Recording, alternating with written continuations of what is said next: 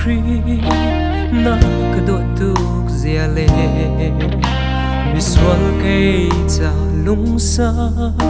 pathian na si zia hi ga lung ni aphan lo hit luk in mi swal hi ka swal mu pia lo fa na ka zau lang mo ka lung lom nak man chim zia ka thiam lo na tot na ka rua bo le mi thi he ka ja kai bang mi swal man ka to tu hi say tin da tot ve lo chun kai ka kho nga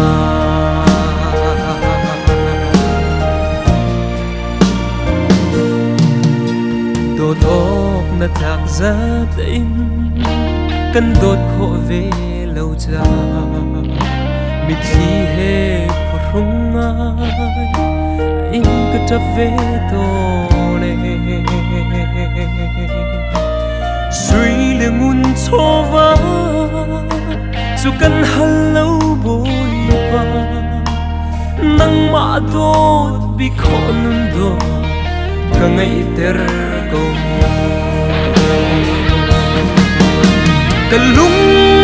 lom nak man chim zia ka thiam lo na tot na ka rua bo le mi thi he ka ja kai bang mi swal man ka to tu hi say tin da tốt về lâu chừng cây có khổ nga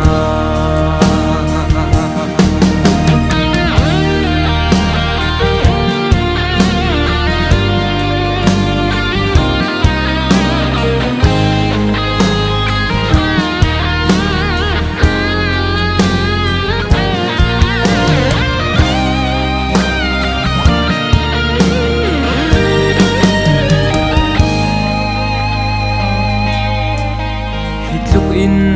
ka cha zum ok na tlak na in kai chu nang ma cha zum ka tlak khâu loe kanun ka fi tu ka kal ta khâu phon lo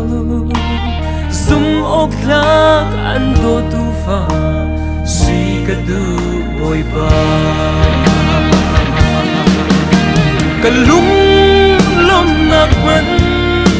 chim zia ka thiam lo na tot na ka rua bo le mi thi he ka ja kai bang mi swal man ka to tu hi say tin da tot ve lo chun cây có khổ nga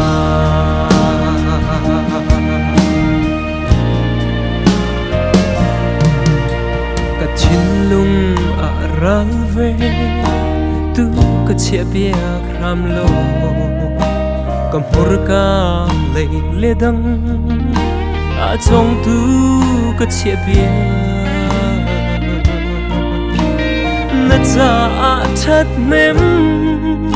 nak ngay lâu si man ning kanum hi na sun pa la zaman ka du e ka lung lom nak man chim zia ka thiam lo na tot na ka rua bo le mi thi he ka ja kai bang mi swal man ka to tu hi say tin da tốt về lâu chừng cây có khổ nga